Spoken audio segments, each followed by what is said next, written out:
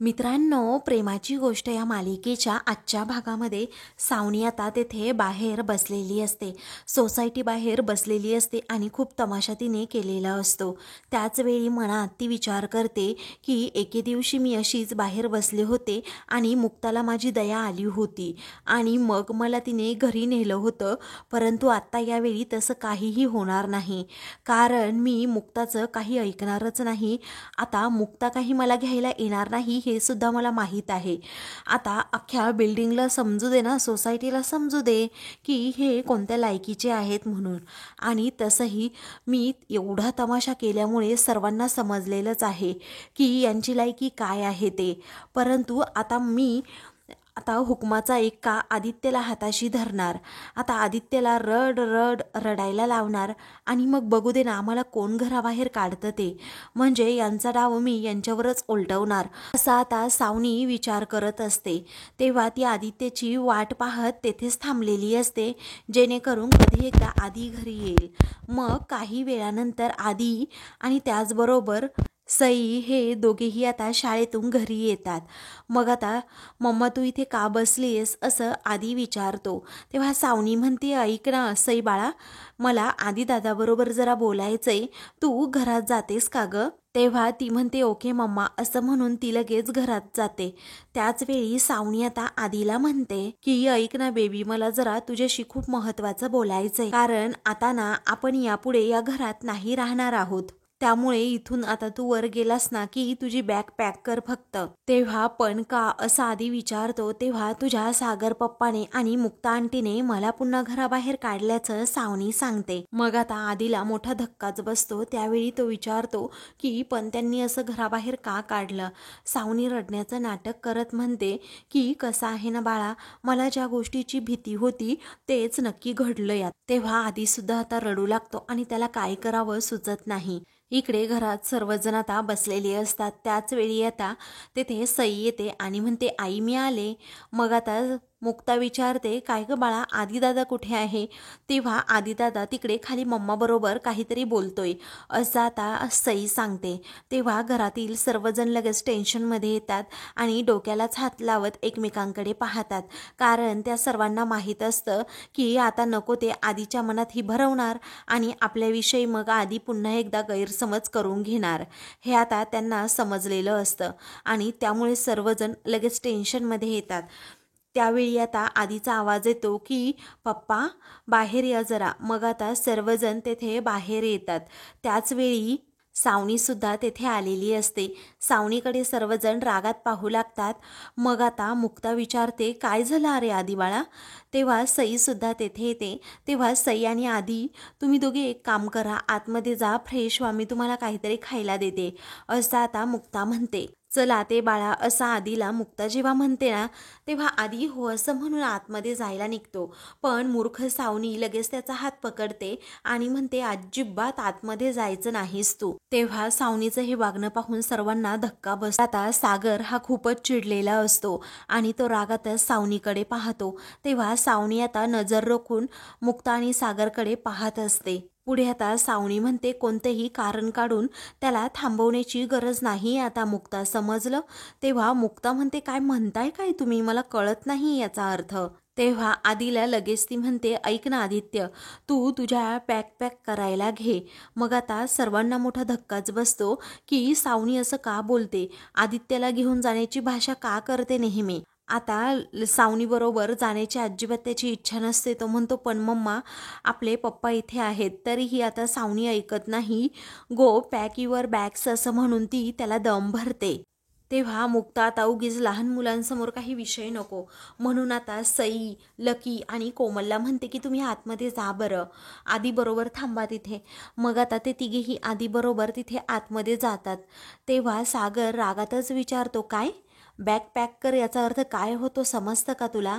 मग आता सावनी म्हणते हो मला चांगलाच समजतो तो अर्थ, पण एक गोष्ट लक्षात ठेव तू, हे बघ अजिबात मी सागर एकटी जाणार नाहीये, मी आधीला घेऊन जाणार आहे. सागर आता चौताळतो आणि सावनीवर चक्क धावूनच जातो आणि म्हणतो, माझ्या मुलापासून ना तू नेहमी लांब राहायचं.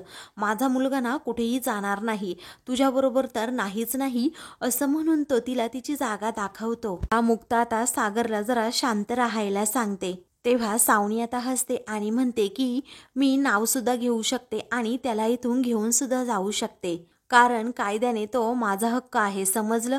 असं म्हणून ती सागरचं बोलणंच ऐकत नाही. त्यानंतर ती सागरला धमकी देते, जर तू का मला थांबवलंस तर मी पोलिसांना बोलवेन. तेव्हा ती आधीला जोराजोरात आवाज देत असते. आधी बिचारा आता रडतच आपली बॅग घेऊन येतो आणि म्हणतो, मम्मा अगं आपण कुठे चाललो आहोत ते तरी सांग, आणि तू मला अशी का सांगत नाहीयेस, कारण कोमल आत्या आणि लकी काका सुद्धा मला काहीच सांगत नाहीयेत. अगं आजी मला तू तरी सांग ना, मला नाही जायचं कुठे, मला इथेच राहायचंय. तेव्हा इंद्रा आता आदित्याच्या काळजीने खूप रडत असते. तेव्हा तो सागरजवळ जातो आणि म्हणतो, पप्पा प्लीज मला नाही जायचं तिकडे कुठेच, मला इथेच राहायचंय आपल्या घरात सर्वांबरोबर. पुढे आता सावनी म्हणते, ऐक ना आधी, जर तुला इथे राहायचं असेल ना तर तू इथे राहू शकतोस, माझी काहीही हरकत नाहीये. मग आता मी चालले मात्र. असं म्हणून ती जायला निघते. तेव्हा तो तिचा हात पकडून तिला अडवत म्हणतो, मम्मा प्लीज, अगं मला तू सुद्धा हवी आहेस. तेव्हा सावनी म्हणते, असं नसतं अरे आधी, तू पण हवी आहेस म्हणजे असं होऊ शकत नाही. हे बघ, तुला राहायचं असेल तर तू राहा, पण मी इथून चालले, आणि तुला जर मी हवी असेल तर यांना सोडावं लागेल, आणि जर तुला हे हवे असतील तर तुझ्या मम्माला कायमचं विसरावं लागेल बेटा. असं म्हणून सावनी आता त्याचीच कोंडी करते. मग घरातील सर्वांना आता राग येतो. रागातच सावनीकडे पाहतात आणि मग ती हसतच सगळ्यांकडे पाहते, कारण सर्वांचाही नाईलाज झालेला असतो. त्यानंतर स्वातीला आता लगेच जवळ घेत तो म्हणतो, आत्तू अगं तू तरी सांग ना प्लीज, मला नाही जायचंय अगं कुठेच. मुक्ता आंटी, अगं तुझं घरातील सर्वजण ऐकतात ना, आणि मग तू सांग ना सर्वांना, म्हणजे मम्मा सुद्धा इथे थांबेल आणि मी सुद्धा इथे थांबतो. मग मुक्ता आता काहीच बोलत नसते, फक्त आणि फक्त रडत असते. तेव्हा इंद्राला आता तो विनंती करतो की आजी अगं तू सांग ना मम्माला कुठे जाऊ नकोस म्हणून, इथे थांब म्हणून. तेव्हा तो आता सागरकडे विनवणी करतो की पप्पा प्लीज, हो तुम्ही तरी मम्माला सांगा ना, म्हणजे मम्मा इथे थांबेल आणि मी सुद्धा इथेच थांबेल. मग का काही बोलत नाही आहात तुम्ही, असे सर्वजण शांत का आहात, असं आधी आता विचारतो. तेव्हा घरातील सर्वजण फक्त आणि फक्त रडू लागले. आजी तू मोठी आहे ना या घरातली, तू बोल ना काहीतरी, मला एकाला कोणाला चूज नाही करायचं, मला सर्वांसोबत राहायचंय. त्यानंतर आता कोणीच थांबवत नाही म्हटल्यानंतर सावनी म्हणते, कळलं का तुला अरे आधी, अरे समजलं का, अरे तुझ्या इमोशन्सची कुणालाच इथे काळजी नाहीये.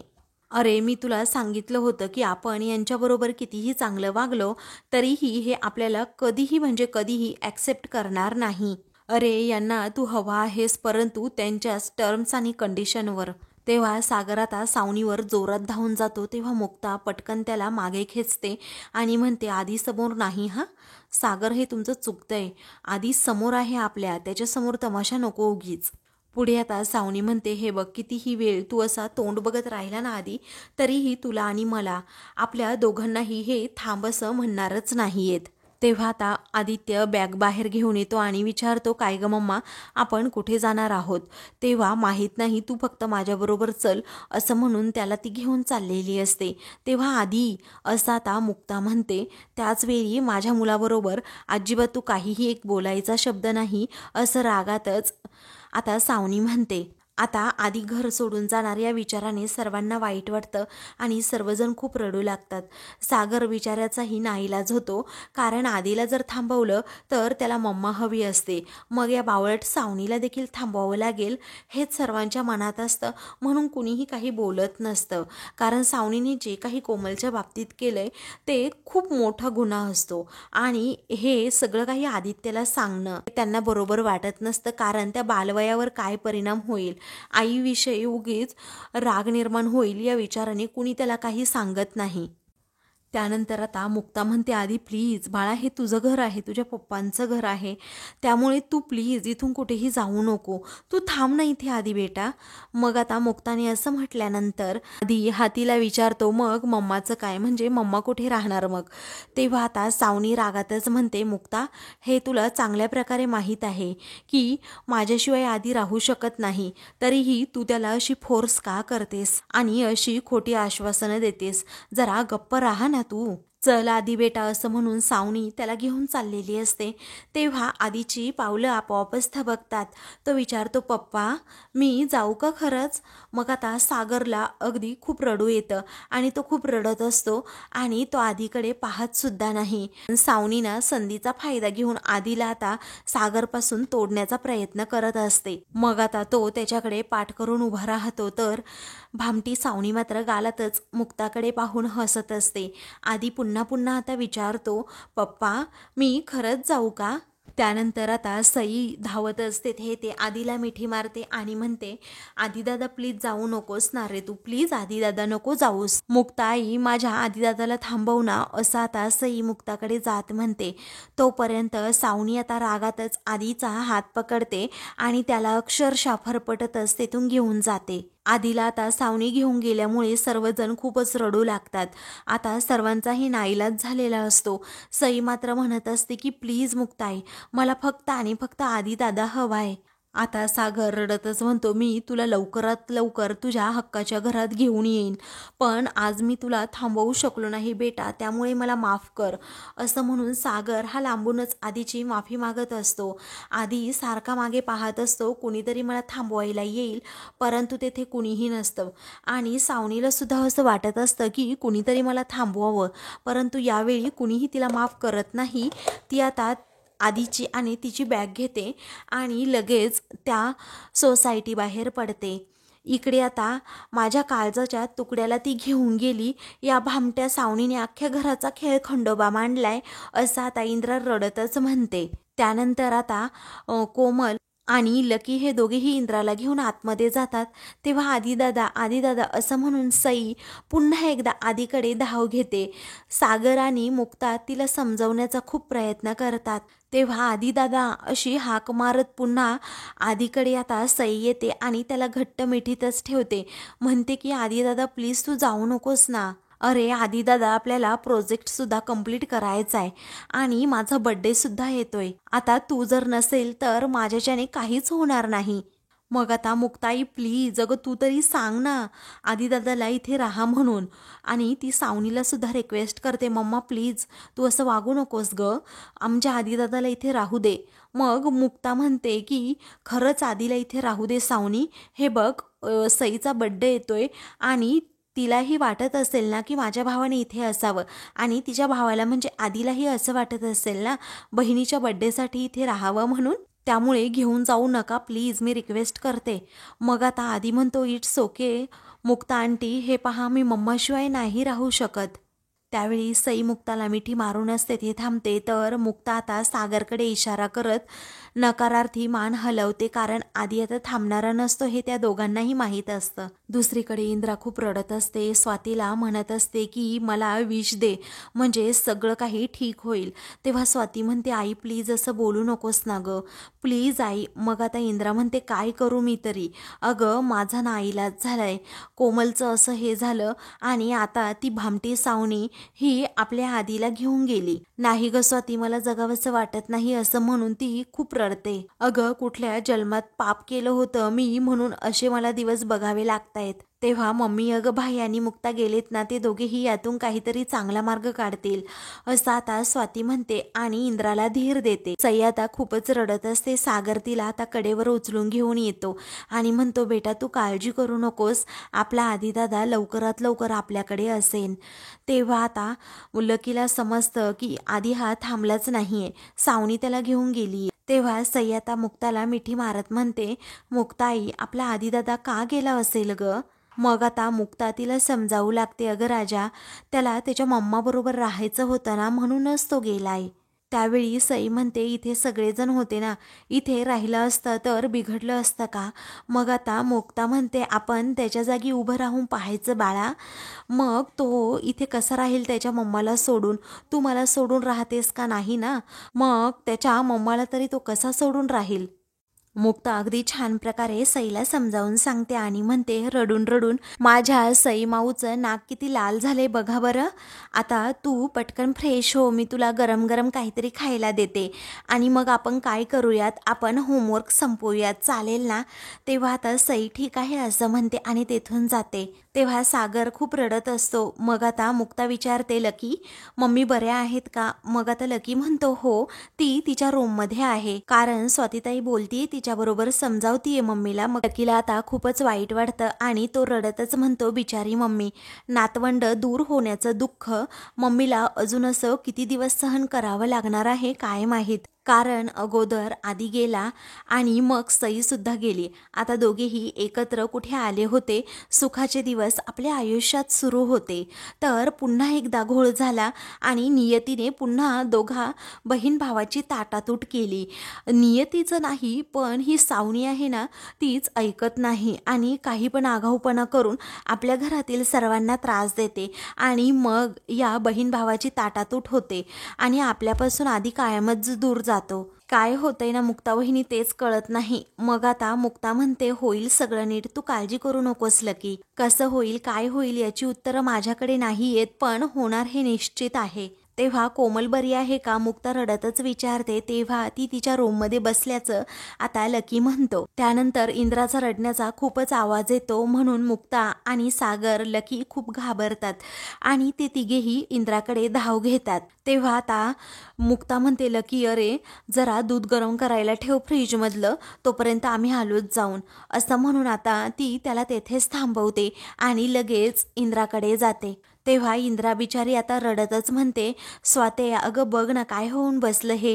माझा बिचारा आधी स्कूलवरून आला, न खाता पिताच त्या भामट्या सावनीबरोबर गेला. काय ग स्वाते, तुला काय वाटतं, आधीला सागराने आणलं असेल का? तेव्हा स्वाती म्हणते, नाही ग मम्मी. तेवढ्यातच मुक्ता आणि सागर दाराजवळ तिच्याकडे पाहतच राहतात. तेव्हा इंद्रा विचारते, काय रे सागरे, आणलं की नाही माझ्या नातवाला? ते दोघेही काहीच बोलत नाही. इंद्रा रागातच म्हणते, अरे बोला की. मग आता सागर म्हणतो, आधी म्हणाला की मी माझ्या आईशिवाय नाही राहू शकत. हे ऐकताच इंद्राला धक्का बसतो आणि ती बिचारी पुन्हा रडू लागते. तर सर्वजण पुन्हा तिला समजावू लागतात. स्वाती म्हणते, या सावनीने ना सगळा घोळ करून ठेवलाय. मग इंद्रा रडतच म्हणते, माझा जीव माझ्या आधीसाठी अगदी तिळतिळ तुटतो. त्या सावनीने ना माझ्या नातवाला अशी पट्टी पडवली आहे, त्यामुळे तो असा वेड्यासारखा वागतो, आपल्याजवळ असा राहत नाही. आपल्याबद्दल सुद्धा त्याला माया आहे, परंतु आपली माया ना त्या सावनीच्या मायेसमोर अशी फिकीच पडते, कारण ती त्याची आई आहे ना. म्हणून त्याला असं वाटतं की माझी आईच माझ्यासाठी सगळं काही आहे, परंतु आपणही जीव लावतोच ना आधीला. ते आता एवढंसं लेकरू कुठे जाणार तुम्हीच विचार करा ना. त्याचबरोबर सईची आणि त्याची अशी किती घट्ट बहीण भावाचं नातं होतं आणि ते कधीही असं तुटणारं नव्हतं, परंतु सावनी नेहमी त्यांची ताटातूट करते. आता इंद्रा स्वतःला खूपच त्रास करून घेत असते. त्यावेळी मुक्ता म्हणते, प्लीज मम्मी शांत राहा ना तुम्ही. अहो तुम्हाला माहीत आहे ना हे सगळं काही जे झालंय ना, त्यामुळे आपण सर्वजण हादरलोय. पण मम्मी तुम्हाला एक सांगू का हो? पण यावेळी मम्मी, अहो मी आदित्यच्या डोळ्यात स्पष्टपणे पाहिलंय की त्याला आपल्या इथून जायचंच नव्हतं, कारण त्याला आपल्यापासून जाण्याचा खरंच खूप त्रास होत होता आणि त्याला खरंच अक्षरशः इथून जायचंच नव्हतं, परंतु सावनी गेली ना म्हणून तो गेला. म्हणजे पहिल्यांदाच असं घडतंय मम्मी, काहीतरी पॉझिटिव्ह आहे आपल्यासाठी. त्याची पावलं आपोआप आपल्याकडे वळणार, तुम्ही बघत राहा. एक ना एक दिवस आधी पुन्हा आपल्यामध्ये येणार, आपल्या सर्वांबरोबर राहणार. मग आता इंद्रा म्हणते की तुला माहिती आहे का ग, जेव्हा माझा आधी हा लहान होता ना, तेव्हा मी चिऊचा घास, काऊचा घास असं म्हणून त्याला खाऊ घालायची आणि मग ती सावनी कुठून तरी आली ना, माझ्या कडेवरून असं आधीला अशी खेचून घ्यायची आणि पोर होतं ना ते अर्धवट खाऊन असं जायचं बिचारं. मी त्याला नेहमी सांगायची की अरे तू खाऊन जा, परंतु सावनी ऐकत नव्हती. सावनी ना नेहमी हट्टीवादपणा करायची आणि आधीला माझ्यापासून नेहमी तोडायची.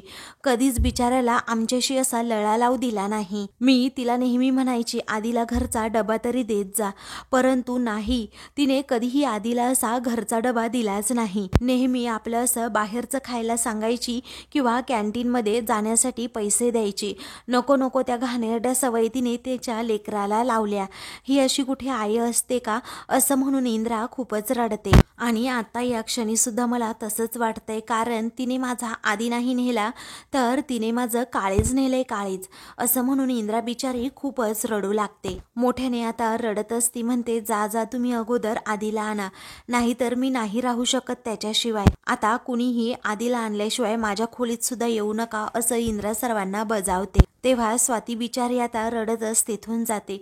मम्मीची इच्छा ही कशी पूर्ण करावी तिलाही कळत नाही. त्यानंतर इंद्रा आता शपथ घेते आणि म्हणते बस झालं आता, असं म्हणून आपले अश्रू पुसत ती म्हणते आता मी रडणार नाही, आता रडणार ना फक्त आणि फक्त ती भामटी सावणी रडणार, तिचं चांगलं होणार नाही, तिचं वाटोळं होईल, असं म्हणून इंद्रा शाप आणि तळतळाट आता सावणीला देऊ लागते. त्याची शपथ मी तिला तेथे जाते आणि अशी चिरूनच टाकते, म्हणून इंद्रा सावणीवरचा राग आता व्यक्त करत असते. सागर इंद्राला समजवण्याचा प्रयत्न करतो, आई प्लीज, अगं तू जरा समजून घे, परंतु आता इंद्रा ऐकण्याच्या मनस्थितीत नसते, कारण दरवेळी जेव्हा आधी इथे रमतो ती सावणी कायमच त्याला या घरापासून तोडते, हे इंद्राला आता समजलेलं असतं.